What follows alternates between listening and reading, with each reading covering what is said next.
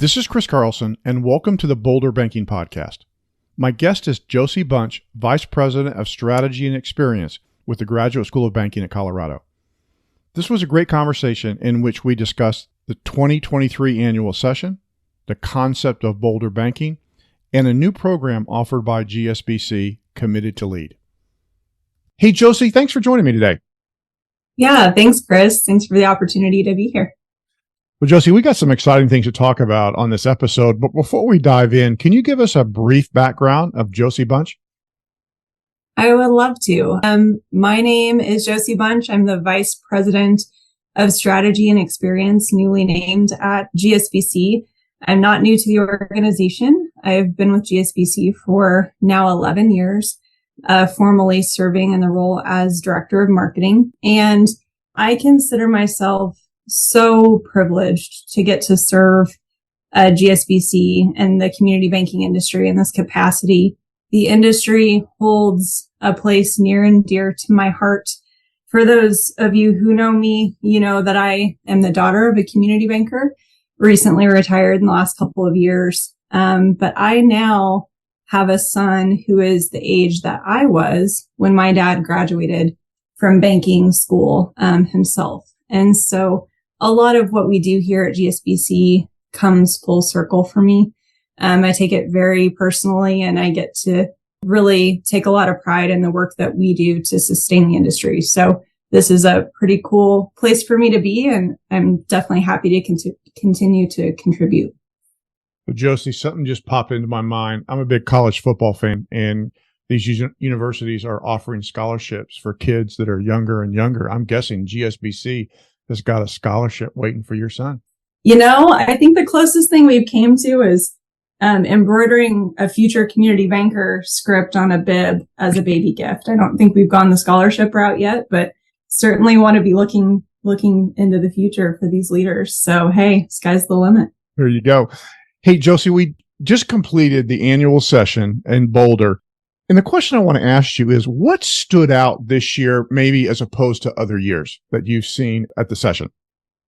Yeah, that's a great question, Chris. You know, this is such a huge time of the year for our school, and certainly for bankers all around the country participating in graduate banking schools. We just finished our session. I guess it's been 2 weeks ago as of today. And so I get to sit now kind of on the rocks, so to speak, looking back at really a monumental 2 weeks for us here at GSBC. We always are very proud of the product of the 2 weeks. It's a huge part of our organization. It's a huge part of our work. It's certainly our opportunity to affect the most people at one time. For GSBC, we had a record-setting year. In-person attendance of the program, folks that we had on campus, surpassed 500 students. We filled the session for the third year in a row. We sold out at a record pace. And so if you were to ask me really what I walk away with in terms of a takeaway, it's that the energy and excitement about our industry and our future leaders is tremendous. And our future leaders' role in the future of our industry is painting a very clear picture for me. You know, it's no secret that the community banking landscape is shifting. There are a lot of external factors creating a number of challenges for community banks. But while these specific challenges and opportunities might be new, the idea of challenges themselves are not new to our industry. We have overcome challenges for years. And I think what we're seeing from GSBC's perspective is that community bankers are resilient. Never before have I seen the fire in leadership teams and individuals to kind of rise to this new challenge that the landscape has presented for the industry. They're investing in themselves. They're investing in their employees. Their education is something that they're taking very seriously. And our students are showing up with that fire. And so I know you were on campus, Chris, and you got to see it firsthand. But, you know, if you were to ask me, this passion and drive for betterment is not only going to improve our bankers' capacities to serve their organizations, but it's going to really increase their ability to better their communities and better our local economies and really the industry at large. So I think there's a lot of really cool things happening in this space. And I know at GSBC, we're just excited to be a part of it. You know, Josie, you mentioned the resiliency, and I had the honor to be part of the Shark Tank project for the third year students, where they basically were challenged to put AI into action. And in a very limited amount of time, by the way, it wasn't like they had weeks and weeks and weeks to prepare for this, but the creativity to say to themselves and then present to the sharks, if you will, their thoughts on using AI into the future, which is a great example of GSBC not being stagnant, but always for looking for ways to make it more exciting and more creative. So that was just one thing of many, obviously, that happened, but it was one that I was fortunate enough to participate in. Yeah. And I think, as GSBC, we're privileged to get to participate in this transformation of our industry, right? We get to honor all of the really steadfast and noble aspects of our industry. We understand that from an educational perspective, there are foundational, elements of knowledge and practices to carry out as bankers. And we have the privilege of teaching that. We also have the privilege of teaching, what's coming. And to some extent, we can't always know. And so a position that we're taking more and more is to think about, we might not necessarily be able to forecast what's coming or what's changing or what the future holds, but there are signals out there, so to speak, with technology and shifts in the world in general, where we can start teasing out a little bit about that, of what does that mean for community bankers and community banks? What does it mean today? What could it mean in the future? And it allows us to challenge our students to think critically about perhaps what the future holds. And that was one of the ways that we did that in one of our classes for third year students this year. And I think with GSBC, you'll just see us stepping out and trying some of those things, all with the spirit of it takes an honoring of those foundations combined with a little bit of foresight, right? To really start to advance the industry forward in the way that things are headed. And so that was one of the exciting ways that we did that this past session. Well, Josie, we're hearing a lot about boulder banking. What was the impetus behind the concept of boulder banking? So boulder banking, which Chris, you've gotten to be a part of from its early stages, it's really this idea and this spirit that the future of community banking requires bold leaders. Bold leaders think and act critically. They're creative. There are problems to solve, and we're not always going to have the solutions, but bold leadership is willing to try to connect with others, to brainstorm, to bring new ideas into banking when it's appropriate. And we've been, again, at a place of privilege for a long time, where we literally have hundreds of bankers come through our doors in Boulder every year. We have a robust alumni association, really interesting conversations with bankers year round. And we knew these ideas were out there. We knew that these best practices or these initiatives were out there. And so really, Boulder Banking is just a platform for us to be able to share those stories through this podcast. It's to cultivate ideas. We know that true creativity and inspirational thought comes from connecting and, building and maintaining relationships. And who better than community bankers to do that work? Community bankers are relationships. And so, we knew that this was fertile soil for truly bold ideas. And it's our way of sharing with the industry at large the good work that community banks are doing, serving not only their customers and their communities, but the greater good through these practices and through the creative ways that they are operating in a challenging environment and still continuing to be very mission focused. I think that is such a critical component to our industry, and certainly something we understand well. The Boulder Banking platform is a way for us to share that. So continuing on that concept of Boulder Banking, there's a new initiative with GSBC called Committed to Lead. And I'd love for you to kind of tell us what it's all about and weave in there, what was the impetus behind this initiative? Yeah, so similar to Boulder Banking, right? We had this strong feeling based on discussions with students, bank leaders, reviewing our session from last year and some of the things that we saw in our student body, that we wanted to provide a way for those with aspirations to lead organizations, lead community banks, lead regulatory agencies. We wanted to provide another pathway for those people to channel that interest or that passion for betterment and true leadership. The leadership development curriculum at GSBC is certainly robust. Our students take required classes there. It's not a matter of exposure at this point. It's a way to develop those bankers in a more concentrated fashion toward a path to leadership. And so we developed our first micro-credential at GSBC.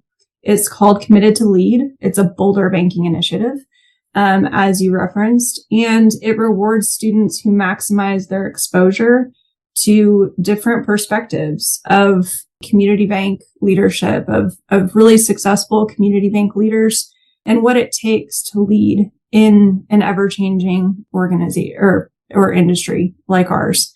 And so essentially a micro-credential is an additional subset of coursework, and it allows for the students with an interest in this area to dive a little bit deeper into more leadership related concepts. It gives them an opportunity to identify what their takeaways are for where they want to take their own careers in a leadership fashion and what it's going to take to get them there as well. So it really helps to really paint a picture, so to speak, about not necessarily what just happens and stops at GSBC or graduate banking school, but also what they can be doing beyond this to get to a point in their career that they aspire to reach. Well, what are some of the specific components of Committed to Lead? Committed to Lead is really broken down in a few broad categories. One, we wanted our students to have the opportunity to learn from others in the industry that have really held successful careers in leading community banks. I say this almost daily. No community bank is created equal. Every bank has its own story, its own history, its own future, and certainly it's unique. And it's that way for their leaders as well. We have a privilege at GSBC of knowing a number of really incredible bank CEOs, bank leaders. And so one of the requirements of the Committed to Lead micro-credential are attending interviews of different CEOs to gain their perspectives on leadership. Those interviews are conducted at the session. This year we had 2 live interviews. One of the CEOs was able to attend with us in person. The other one was zoomed in. Technology allows us, the incredible opportunity to connect with people all over the world at any time. And so certainly we take advantage of that when we can for supplemental programming at our session. And really our students are attending in person. They're listening to those folks share stories about their careers, their perspectives on leadership, their own leadership style, how they address issues, what have been monumental changes in their careers, how have they overcome challenges, etc. And so our Committed to Lead students get to sit on those interviews throughout the duration of the micro-credential. We, this year, accommodated 2nd and 3rd year students in the micro-credential. And so we didn't necessarily want to deny 3rd year students the opportunity to participate, but the full program will, moving forward, begin for students in their 2nd year. So it honors that 1st year curriculum for them to settle into the program And in their second year, they can really start to look down the road, so to speak, as to what they're looking to gain from this experience. And this Committed to Lead program will support them in that. So over the course of 2 years, their second and third year in the program, they'll have the opportunity to listen to these live interviews on campus. And again, those are hosted outside of class. The second component is really sharing our knowledge of what we've learned from developing community bank CEOs and C-suite executives through our Executive Development Institute for Community Bankers. EDI was founded in 2014 with one clear purpose, to support and transform succession planning for community bankers. And it has done so very successfully. We've learned a lot through that process. One of the components of EDI is working with an executive coach. And so to share kind of those findings with our students, we conducted, Mike Stevens and myself conducted an interview with a longtime executive coach and EDI faculty member, Carly Chirgan, about what her perspectives and takeaways were as it pertains to development opportunities for community bank CEOs. So there's a pre-recorded conversation where we dive into really what are the themes that Carly's run into over the years and opportunities that community bankers have to work on their own development while they're in this position of leadership and responsibility. Thirdly, there's a new initiative at GSBC for third-year students. We transformed our core classes for the second week and really made what previously were just optional electives to 3 core courses focused on the readiness component of our curriculum. So as a review, our curriculum at GSBC focuses on 3 pillars truly in bank education and leadership. The foundations, which I touched on earlier, leaders. So essentials are the foundation. Leaders is what does it mean to be a leader in this particular area of banking or perhaps at my bank?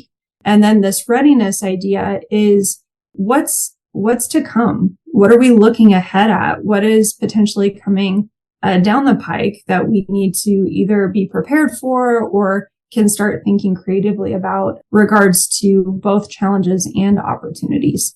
And so the GSBC readiness courses at the session were taught during the second week. Those were a core part of the third year curriculum as referenced. So anyone who is taking Committed to Lead will have the opportunity to take these readiness courses. And those are a required component of the micro-credentials that's taken care of there. And finally, there's a workbook that just ties it together. And I have to say, anybody that talks to any kind of an educational representative, I get this a lot when I talk to folks on the road about thinking about jumping back into banking school or school of any kind when you're an adult and you have a family or career commitments beyond, just attending a program. What do I have to do? Right? Is one of the main questions.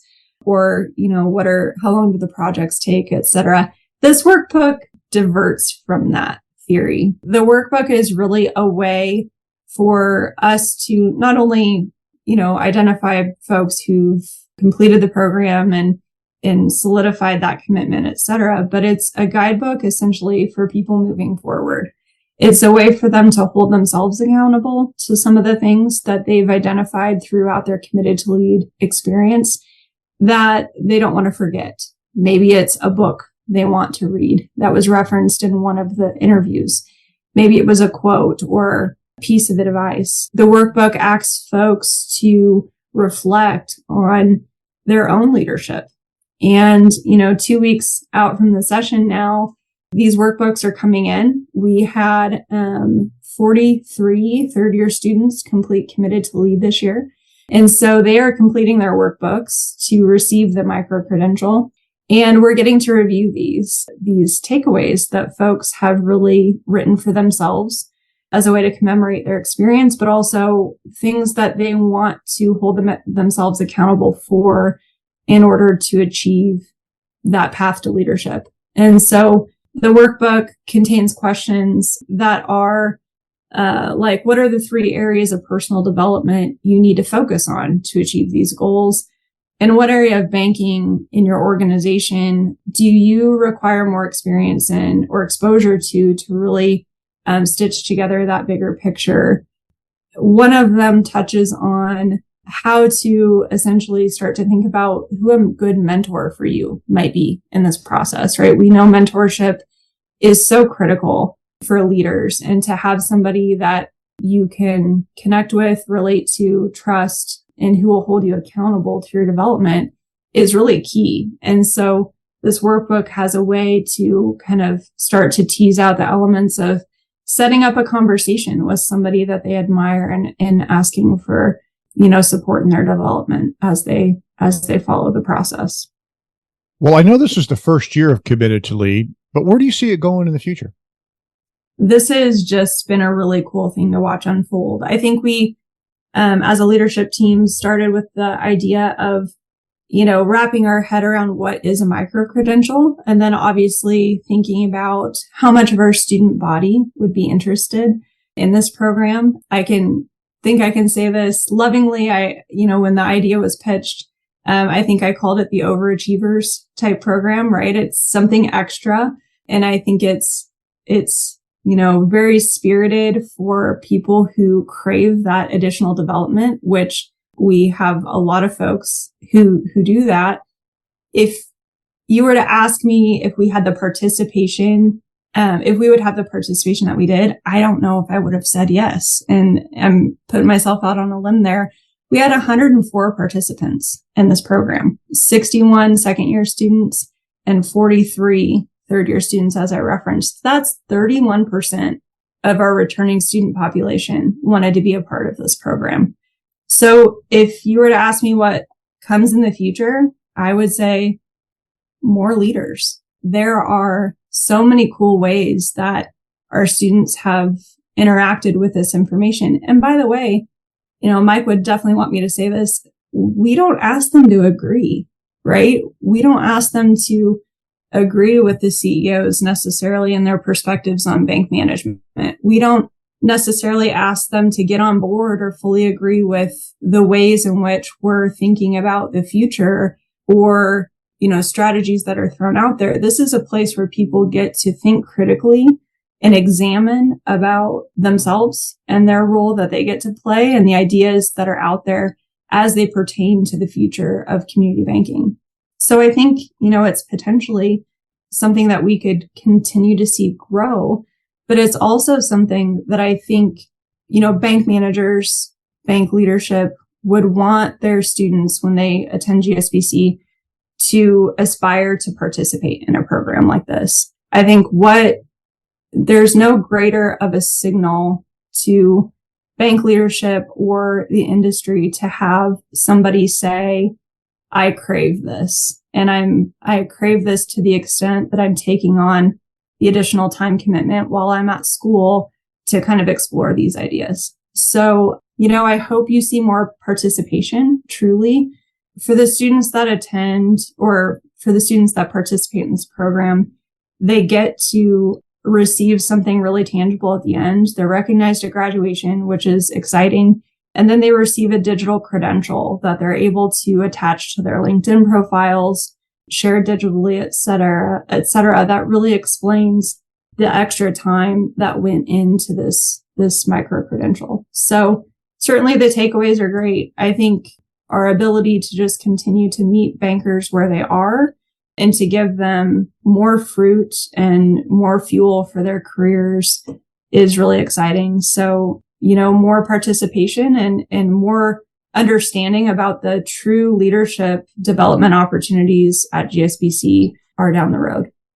Well, Josie, you think about the different programs that GSBC offers and where they started and where they are today. There's been some incredible excitement and growth. And I think the same thing is going to be true for Committed to Lead. And if we fast forward, 5-10 years from now, to see all the exciting things that have happened is going to be great for all of us. Yeah, I agree, Chris. And I think it's really honoring of what we're doing at GSBC to build leaders for the future. It's giving the folks with the aspirations to leadership a pathway to that. At GSBC, we've worked diligently to develop our continuing education opportunities for bankers, understanding that education is a journey. It's very much something that you participate in throughout your career. It can vary commitment wise and likely should. But for us to continue to offer ways for people to engage at the extent that they are ready, that their banks are ready and willing to make that investment in them, it's really important that we're there to support them. I would just say, as far as we're concerned, with our mission of building community bank leaders, we are fully invested in the future of this industry. And there's no better way for us to demonstrate that, but our bankers make it easy to demonstrate that, right? Is that the industry is in good hands with people that aspire and voluntarily take on additional responsibilities like this micro-credential. We have a bright future ahead of us as community bankers, and GSBC is just so proud to be able to continue to contribute in the ways that we can from an educational perspective. Couldn't agree more. Well, Josie, you've given us a lot of information, and my guess is there's going to be some of our listeners that maybe will have some questions about some of the things that you said. What's the best way for them to contact you should they have questions? Yeah, email is always great. My email address directly at the school is jbunch, JBUNCH, at gsbcolorado.org. You're more than welcome to reach out that way. And I think, everybody knows at GSBC, we're a mighty team of 6. Just find someone that you can connect with at the school. They know how to get a hold of me, certainly. But I always look forward to the opportunity to connecting with bankers at all stages in their careers, and certainly alumni. It's a big part of what I do for GSBC is maintaining that network. So I love to answer your email or set up a call, and hopefully it's even in a situation where I get to see you sometime in the future. Well, Josie, I know you're busy both personally and professionally, so I want to thank you for taking time out of that busy schedule to visit with us today. Yeah, thank you, Chris. This was great. Thank you.